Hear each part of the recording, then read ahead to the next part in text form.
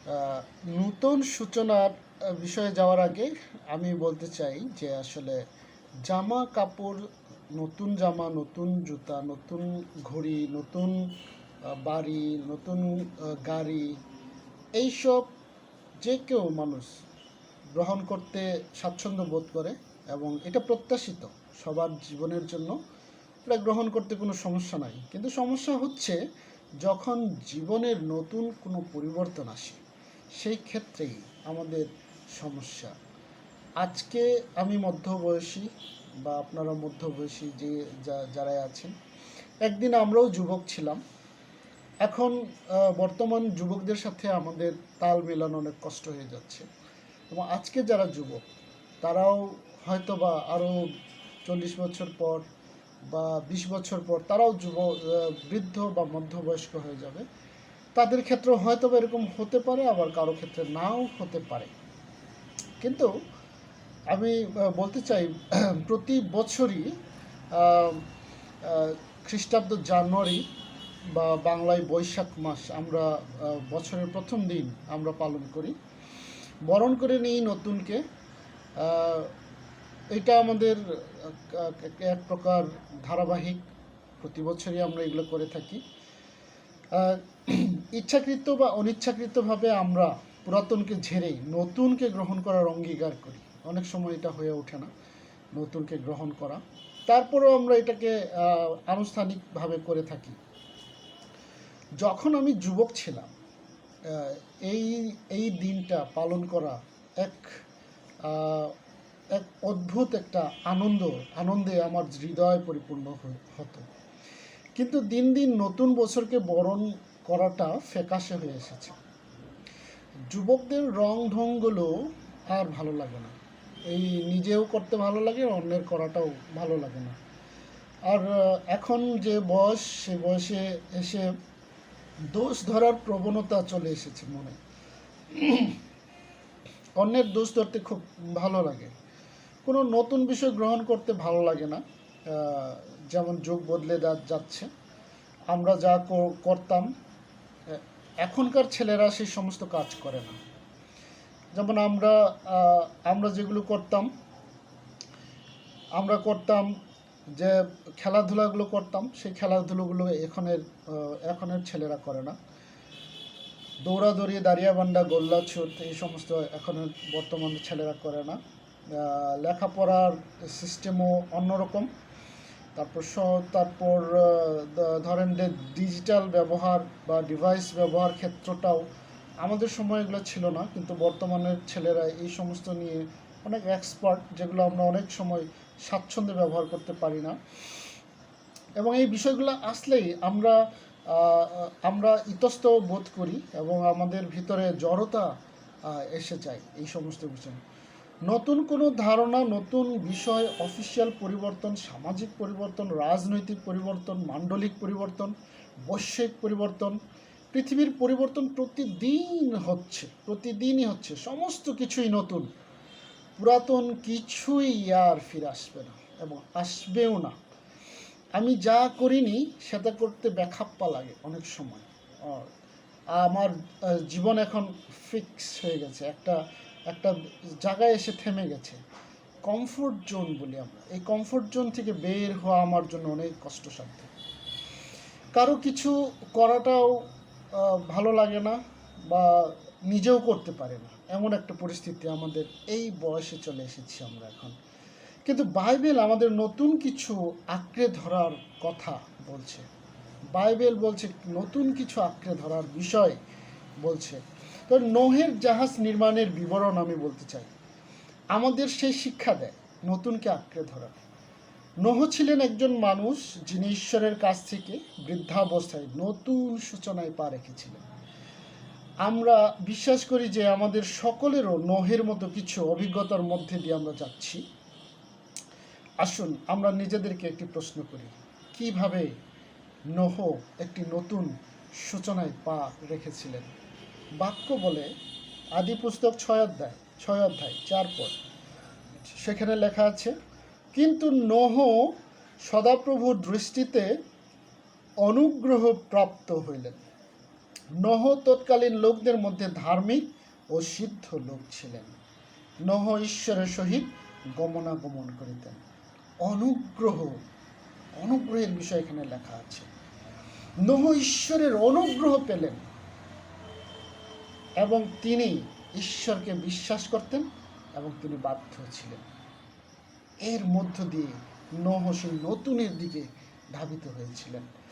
সেই কারণে ঈশ্বর নহকে বলেছিলেন, দেখেন, নহর জন্য কিছু কাজ ঈশ্বর দিয়েছিলেন। 6 অধ্যায় 14 থেকে 16 পদ যদি দেখি, লেখা আছে, তুমি গফর কাষ্ঠ দ্বারা এক জাহাজ নির্মাণ করো। সেই জাহাজের মধ্যে কুঠরি নির্মাণ করিবে ও তাহার ভিতরে ও বাহিরে ধূনা দিয়া লেপন করিবে। এই প্রকারে তাহা নির্মাণ করিবে। জাহাজের দৈর্ঘ্য 300 হাত, প্রস্থে 50 হাত ও উচ্চতায় 30 হাত হইবে। আর তাহার ছাদে 1 হাত নিচে বাতায়ন প্রস্তুত করিয়া রাখিবে ও জাহাজের পার্শ্বে দ্বার রাখিবে। তার প্রথম, দ্বিতীয় ও তৃতীয় তলা নির্মাণ করিবে। কি নিপুণ একটা আদেশ বা একটা সাজেশন বা একটা সিস্টেম ঈশ্বরের কাছ থেকে নহের জন্য এসেছিল। এবং যদি বলি, নহ কোনো জাহাজ নির্মাণ প্রতিষ্ঠানের মালিক বা ইঞ্জিনিয়ারিং শিক্ষায় নহ কিন্তু শিক্ষিত ছিলেন না। কাঠ কাটার সঠিক যন্ত্রপাতি ছিল কিনা আমার সন্দেহ আছে। সেই সময়েতে, যে সময়ে নহ জাহাজ নির্মাণ করেছে, সে সময় নিশ্চয়ই এত অত্যাধুনিক কোনো করাত বা কোনো কাঠ কাটার যন্ত্র, মেশিন, এই সমস্ত কিছুই ছিল না। কিন্তু তিনি বিশ্বাসে ঈশ্বরের বাধ্য হয়ে তা শুরু করেছিলেন। সম্পূর্ণ নতুন বিষয় ছিল তার এবং তার ছেলেদের জন্য। আমার মনে হয় পৃথিবীর প্রথম জাহাজ নির্মাতা আমাদের নহ, এবং বাইবেলে তা স্পষ্ট লেখা আছে। আপনি একটু কল্পনা করুন যে আপনি একটা জাহাজ বানানোর দায়িত্ব হাতে পেয়েছেন, যা ঈশ্বর আপনাকে আদেশ করছেন। এখনও আপনি চিন্তা করেন আপনি জাহাজ বানাচ্ছেন। খ্রিস্টীয় প্রিয় ভাই এবং বোনেরা, বিশ্বাস এবং আনুগত্য যা নহের ভিতরে ছিল। নহ এমন এক সময় বাস করতেন যখন মন্দ পৃথিবীতে আচ্ছন্ন করেছিল, মন্দতায় পরিপূর্ণ ছিল পৃথিবী।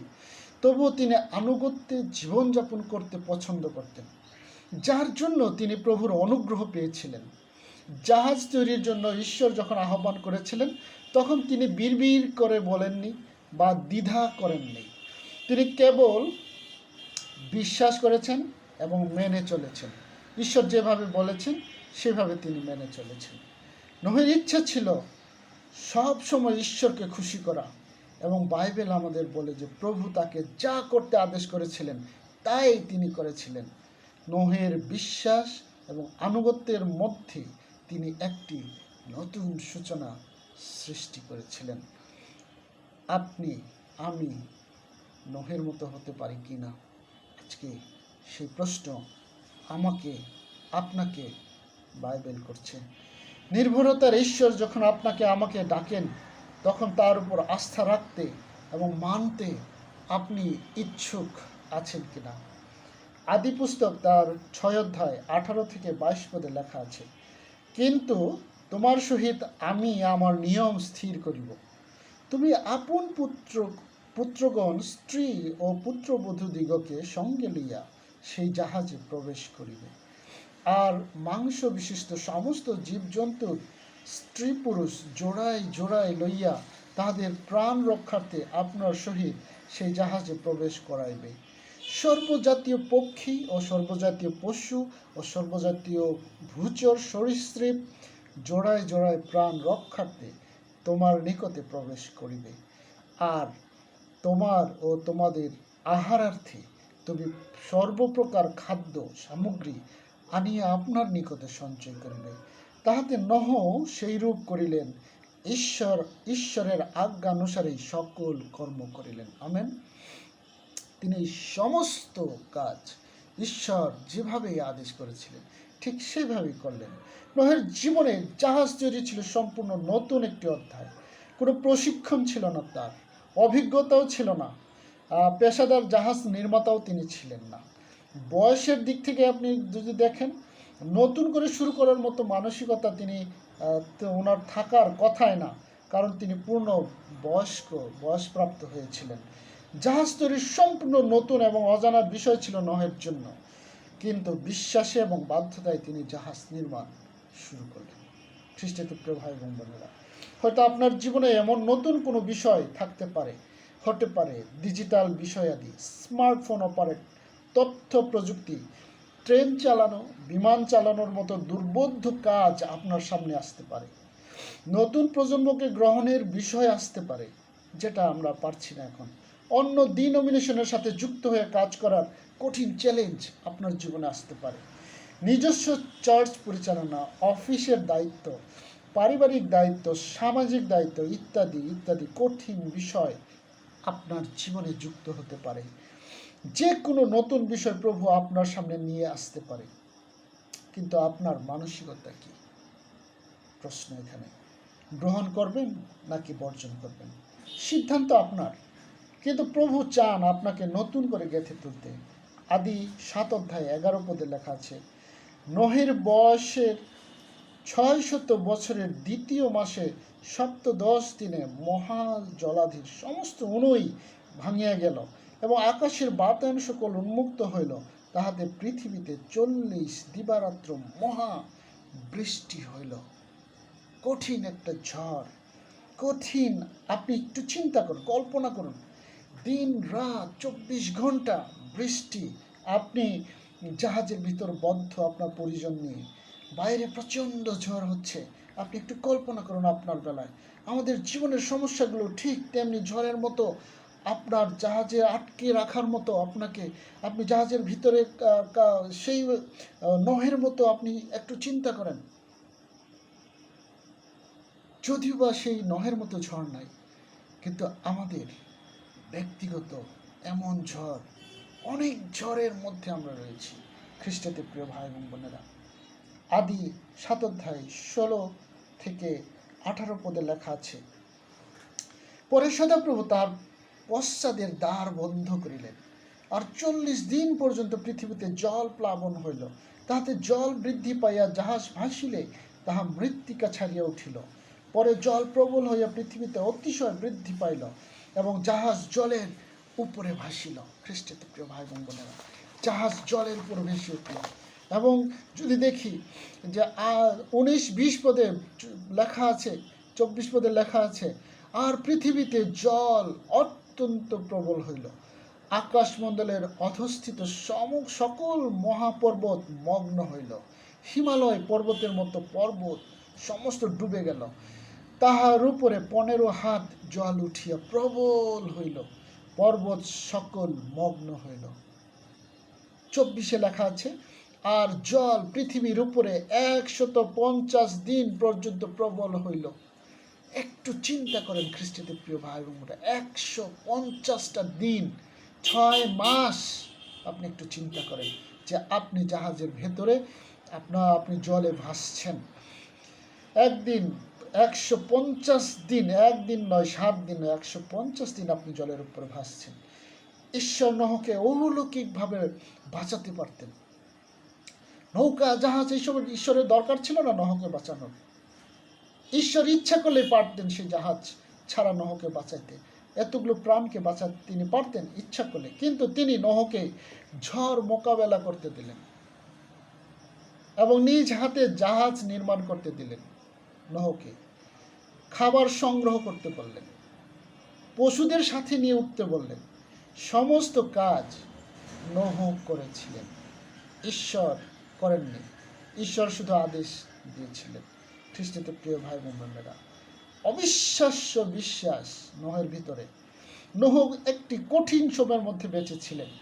তিনি এবং তার পরিবার ইতিহাসের সর্বশ্রেষ্ঠ ঝড়ের মধ্যে দিয়ে গিয়েছিলেন, যা এখন এমন স্কেল, ধ্বংসের এমন একটা স্কেলে, যে ধ্বংসের স্কেল আজ পর্যন্ত এখন কোনোদিন হবেও না। সে সময় যা হয়েছিল আর হবে না। তিনি 600 বছরের এক বৃদ্ধ মানুষ, যিনি তার জীবনের ঝড়ের সাথে মোকাবেলা করেছিলেন, কিন্তু তিনি দমে যাননি। দেখেন, বয়সে, যখন 90 বছর বয়সে আমরা এখন অনেক ঝরে যাই, এর আগেই ঝরে যাই, 60 বছর থেকেই ঝরে যাই। এই বয়সে যখন ঝড়ের মোকাবেলা দেখেন আমরা কি পরিমাণে নৌহ সেই সমস্ত চ্যালেঞ্জ সহ্য করেছি।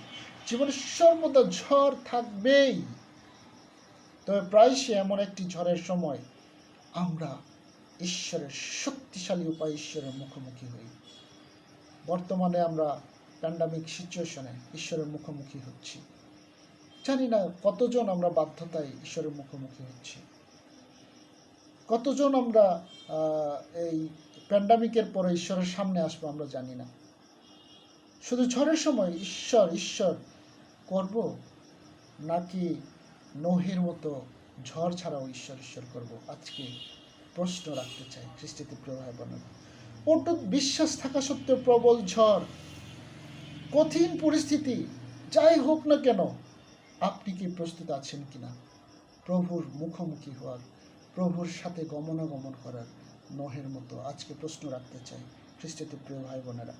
নতুন অজানা পথে আপনি যখন গাড়ি ড্রাইভ করেন অত্যন্ত দুর্বিষহ হয় তখন।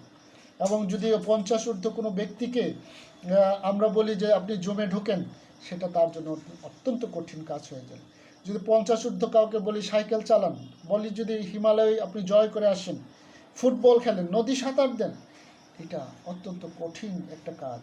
এই কাজ করতে গিয়ে হয়তো অনেক কঠিন ঝড় অনুভূত হবে। বর্তমান জিবিসির পরিস্থিতি আমরা যদি দেখি 150 দিনের সেই ঝড়ের মতো অজানা একটা ভবিষ্যতের দিকে যাত্রা। এরপর কি হবে কেউ আমরা জানি না।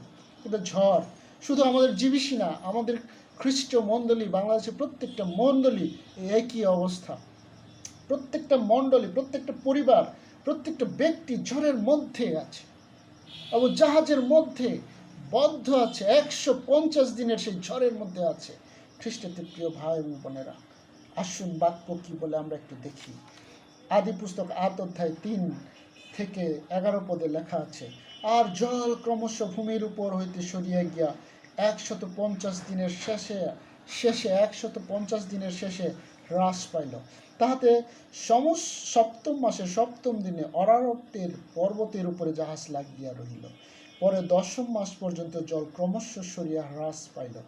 ওই 10ম মাসে 1ম দিনে পর্বতগণের শৃঙ্গ দেখা গেল। আর 40 দিন গত হইলে নোহ আপনার নির্মিত জাহাজের বাতায়ন খুলিয়া একটা দ্বার কাঠ ছাড়িয়া দিলেন, তাহাতে সে উড়িয়া ভূমির উপরিস্থ জল শুষ্ক না হওয়া পর্যন্ত ইতস্ত উড়িয়া বেড়াইতে লাগিল।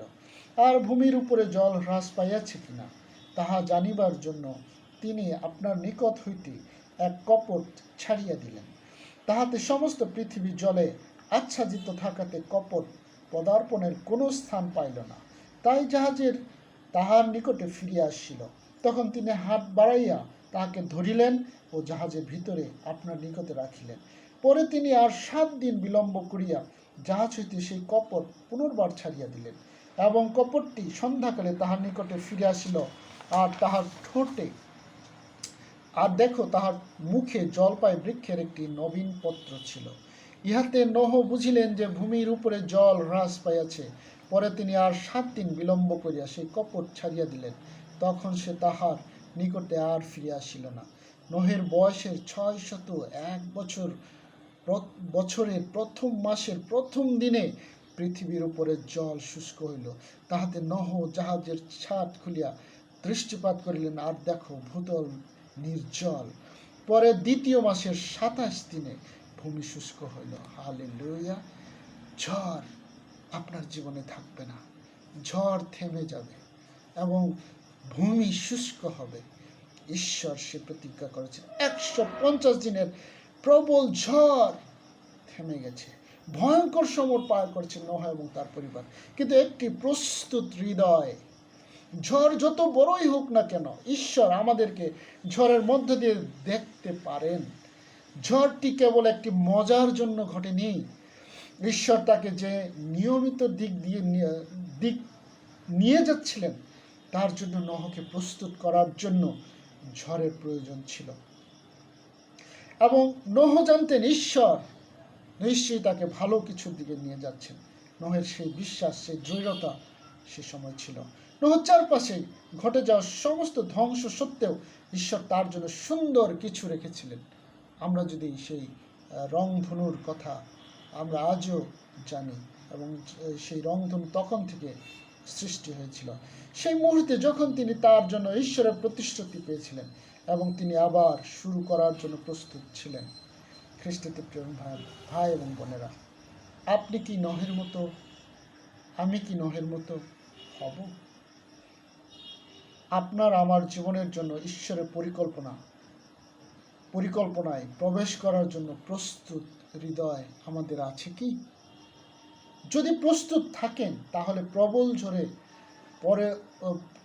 প্রবল ঝড়ের ভিতরেও আপনার জন্য আশীর্বাদ লুকায়িত রয়েছে। আপনি আশীর্বাদ পাবেন। আদি 9 অধ্যায় 2 পদে লেখা আছে, পৃথিবীর যাবতীয় প্রাণী ও আকাশের যাবতীয় পক্ষী তোমাদের হইতে ভীত ও ত্রাসযুক্ত হইবে। সমস্ত ভূচর জীব ও সমুদ্রের সমস্ত মৎস্য শুদ্ধ সেই সকল তোমাদেরই হস্তে সমর্পিত। প্রত্যেক গমনশীল প্রাণী তোমাদের খাদ্য হইবে। আমি হরিৎ ও ঔষধি নেই সেই সকল তোমাদেরকে দিলাম। আমেন। এই ঝড়ের মধ্য দিয়ে গিয়ে আমাদের জন্য নোহ এই সমস্ত অর্জন করেছিলেন। এই পৃথিবীতে যাবতীয় সমস্ত কিছুর অধিকার নোহ পেয়েছিলেন। আর দেখেন 16 পদে লেখা আছে, আর মেঘ ধনুক হইলে আমি তোমার প্রতি দৃষ্টিপাত করিব, তাহাতে মাংসময় যত প্রাণী পৃথিবীতে আছে তাহাদের সহিত ঈশ্বরের সেই চিরস্থায়ী নিয়ম তাহা আমি স্মরণ করিব। আমেন। তিনি আমাদের জন্য চিন্তা করবেন, তিনি আমাদেরকে আর ঝড়ের মধ্যে রাখবেন না। ঈশ্বর প্রতিজ্ঞাবদ্ধ হয়েছিলেন আমাদের জন্য, আপনার জন্য এবং আমার জন্য। আপনার জীবনেও বড় কোনো ঝড় আসতেই পারে, আসবে। অর্থনৈতিক ঝড়, সামাজিক ঝড়, পারিবারিক ঝড়, ষড়যন্ত্রের ঝড়, সমস্যার ঝড়, চাকরি ক্ষেত্রে ঝড়, ভাই বোনদের সাথে সম্পর্কের ঝড়, বন্ধু বান্ধবদের সাথে দুঃসম্পর্কের ঝড়, বিভিন্ন দ্বন্দ্ব সংঘাত ইত্যাদি ইত্যাদি নানা ধরনের ঝড় আপনার জীবনে আসতে পারে। দীর্ঘ ঝড় আপনার জীবনে আসবেই। নোহর জীবনেও এসেছিল সে দীর্ঘ ঝড়। খ্রিস্টের প্রিয় ভাই এবং বোনেরা, ঈশ্বর আপনাকে নতুন করে গড়তে চান, অজানা ঘটনার মধ্যে দিয়ে গেঁথে তুলতে চান। আপনি বাধ্য থাকেন এবং নতুনকে গ্রহণ করেন। ঈশ্বর আপনার বাধ্যতা দেখতে চায়। ঈশ্বরের আশীর্বাদের নমুনা বাইবেলে অনেক অনেক উল্লেখ আছে। এর মধ্যে একটি ঘটনা আমি উল্লেখ করতে চাই। ঈশ্বরের আশীর্বাদ কি প্রবল আশীর্বাদ তিনি আমাদের করতে চান। 2 রাজাবলী 4 অধ্যায় 1 থেকে 4 পদ লেখা আছে, একদা শিষ্য ভাবাদিগণের মধ্যে একজনের স্ত্রী ইলিয়াসের কাছে কাঁদিয়া কহিল, আপনার দাস আমার স্বামী মারা গিয়াছে। আপনি জানেন আপনার দাস সদাপ্রভুকে ভয় করিতেন। এখন মহাজন আমার 2টি সন্তানকে দাস করিবার জন্য লইয়া যাইতে আসিয়াছেন। ইলিয়াস তাহাকে বলিলেন, আমি তোমার নিমিত্ত কি করিতে পারি, বলো দেখি, ঘরে তোমার কি আছে? সে কহিল, 1 বাটি তৈল ব্যতিরেকে আপনার দাসীর আর কিছুই নাই। তখন তিনি কহিলেন, যাও, বাহিরে যাইতে তোমার সমস্ত প্রতিবাসীর কাছে শূন্য পাত্র চাহিয়া আনো, অল্প আনিও না। বলছে আত্মীয় স্বজনের কাছে খালি পাত্র, বলছে অল্প আনিও না, যা আছে সমস্ত কিছু আনতে বলছে। আত্মীয় স্বজনের সমস্ত খালি পাত্র ইলিয়াসর আনতে বললেন। পরে ভিতরে গিয়া তুমি তোমার, বলছে যে সেই স্ত্রীলোক, ইলিয়াস কিন্তু আসেনি, ইলিয়াস ভাববাদী কিন্তু আসেনি। তিনি বলছেন ভিতরে গিয়া যেন সেই পাত্রের তেল, পরে পুত্রেরা ঘরে থাকিয়া দ্বার বদ্ধ করো। বলছে আশীর্বাদ পাওয়ার আগে দ্বার বদ্ধ করতে বলছেন। আপনার জীবনের যত ঝড় ঝাপটা আসুক না কেন, কিন্তু আপনাকে দ্বার বদ্ধ করে সেই সমস্ত সহ্য করতে বলছেন। এবং বলছেন, এবং সেই সকল পাত্রে ঢালো, 1 পাত্র পূর্ণ হইলে তাহা এক দিকে রাখো, পরে সেই স্ত্রীলোক তাহার নিকট হইতে প্রস্থান করিল, আর সে ও তাহার পুত্রেরা ঘরে থাকিয়া দ্বার রুদ্ধ করিল। তাহারা পুনঃ পুনঃ তাহাতে পাত্র আনিয়া দিল, এবং সে তৈল ঢালিল। মহিলা তেল ঢালছে পাত্রে। সমস্ত পাত্র পূর্ণ হইলে পর সে আপন পুত্র কহিলে, আরও পাত্র আনো। পুত্র কহিল, আর পাত্র নাই। তখন তেলের স্রোত বন্ধ হইল। হালেলুয়া! আর পাত্র নাই, তখন তেলের স্রোত বন্ধ হইল। এমন আশীর্বাদ আপনাকে ঈশ্বর করতে চান। আপনাকে শুধু বলছে দ্বার রুদ্ধ করে আপনি যেন থাকেন, যেন সহ্য করেন। সমস্ত ঝড় থেমে যাবে। 150 দিনের ঝড় যেভাবে থেমেছিল, সেই একইভাবে আপনার জীবনের ঝড় ঈশ্বর থামাতে চান, আশীর্বাদ দিয়ে পরিপূর্ণ করতে চান ঈশ্বর। আপনি আমি কি নোহের সেই সময় মানুষের ভূমিকায় থাকতে চাই কিনা? আপনার সাথে সাথে আত্মীয় পরিজন সবাই অযাচিত আশীর্বাদ পেতে পারে। বাধ্যতা এবং বিশ্বাসে আপনি আশীর্বাদের চ্যানেল হতে পারেন। আপনার দ্বারা জাতির জন্য আশীর্বাদ প্রবাহিত হতে পারে। আপনিও হতে পারেন অনেক নতুন কিছুর মধ্য দিয়ে যাচ্ছেন। বর্তমানে করোনা ঝড়, ডিজিটাল ঝড়, হতে পারে প্রযুক্তির ঝড়, প্রজন্মের ঝড়, নাম না জানা অনেক ঝড়, যে সমস্ত বিষয় আমি গ্রহণ করতে পারছি না। আপনি আমি কি নোহের সেই সময়ের মানুষের ভূমিকায় থাকব, যাদেরকে মন পরিবর্তন করার কোনো শক্তি, কোনো ভাষা ঈশ্বর বলে বোঝাতে পারেনি? সেইভাবে আমরা কি থাকব? এই নতুনকে নোহের মতো গ্রহণ করে, অজানাকে গ্রহণ করে, ঝড়কে গ্রহণ করে আশীর্বাদে পূর্ণ হব? আমরা কোনটা করব? ঈশ্বর আপনাকে নতুন দ্বারা আশীর্বাদ করতে চান। পুরাতন সমস্ত কিছু ঝেড়ে ফেলে দিতে চান। ঝড় আপনার জীবনে আশীর্বাদ আনার একটি প্রক্রিয়া। এক স্থানে নিজেকে আটকে রাখবেন না। আশীর্বাদ গ্রহণ করুন, নতুনকে আঁকড়ে ধরুন। ঈশ্বরের কাছে পুরাতন কোনো বিষয় নাই। পুরাতন তিনি রিপিট করেন না। যা সমস্ত কিছুই নতুন। বাক্য বলে, 2 করিন্থীয় 5:17-18 বলা আছে, ফলত কেহ যদি খ্রিস্টে থাকে তবে নতুন সৃষ্টি হইল। পুরাতন বিষয়গুলি অতীত হইয়াছে, দেখো সেইগুলি নতুন হইয়া উঠিয়াছে। আর সকলই ঈশ্বর হইতে হইয়াছে। তিনি খ্রিস্ট দ্বারা আপনার সহিত আমাদের সম্মিলন করিয়াছেন, এবং সম্মিলনের পদ আমাদেরকে দেখাইছেন। আমেন। তিনি নতুন করেছেন, পুরাতন না। মসির আমলে যে ব্যবস্থা, সেই ব্যবস্থা দ্বারা আমাদেরকে নতুন করেননি। প্রভু যীশু খ্রিস্টের দ্বারা তিনি আমাদেরকে নতুন করেছেন। পুরাতন কোনো বিষয় তিনি টেনে আনেননি ঈশ্বর। আমরা কেন টানছি আমাদের পিছনের, আমাদের স্বভাব থেকে কেন আমাদের সে পুরাতন যাচ্ছে না? ঈশ্বর আশীর্বাদ করতে চান যদি আপনি নতুনকে আঁকড়ে ধরতে চান। কেননা ইফিসীয় 2:8 লেখা আছে, কেননা অনুগ্রহে বিশ্বাস দ্বারা তোমরা পরিত্রাণ পাইয়াছ। আপনি যদি প্রভুতে বিশ্বাস করেন, তবেই আপনি পরিত্রাণ পাবেন। অনুগ্রহে, আপনার ভালো কাজে, আপনার বড় চার্চ, ডিনোমিনেশন, বিশাল জনসংখ্যা আপনার চার্চে, অনেক সুন্দর চার্চ, ডিনোমিনেশন আপনার, এই সমস্ত কিছু আপনাকে পরিত্রাণ আনতে পারে না। আপনার জীবনে পরিত্রাণ আনে নাই। একমাত্র আপনার বিশ্বাস, প্রভু যীশু খ্রিস্টের অনুগ্রহ আপনাকে পরিত্রাণ করেছে। খ্রিস্টেতে প্রিয় ভাই বোনেরা, নোহ যেভাবে পরিত্রাণ পেয়েছিলেন, 150 দিনের ঝড় থেকে যেভাবে পরিত্রাণ পেয়েছিলেন, শুধুমাত্র বিশ্বাসের কারণে। খ্রিস্টেতে প্রিয় ভাই বোনেরা, তার কোনো ভালো কাজের জন্য নয়, নোহের কোনো ভালো কাজের জন্য না। নোহ পাপী ছিলেন, যদিও বলা আছেন সকল মানুষের মধ্যে তিনি ভালো ছিলেন, কিছুটা ভালো। এর জন্য ঈশ্বর তাকে পবিত্র ঘোষণা করেছিলেন। খ্রিস্টেতে ভাই এবং বোনেরা, বিশ্বাস এবং অনুগ্রহ আপনার আমার জীবনে অতপ্রতভাবে জড়িত। আমাদের ডিনোমিনেশন, আমাদের জিবিসি, ক্যাথলিক মণ্ডলী বা অন্য ডিনোমিনেশন, বড় এজি চার্চ, কোনো ডিনোমিনেশন আপনার পরিত্রাণ আনতে পারে না। খ্রিস্টেতে প্রিয় ভাই এবং বোনেরা, বিলাপ তার 3:23 লেখা আছে, নতুন নতুন করুণা প্রতি প্রভাতে তোমার বিশ্বস্ততা মহৎ।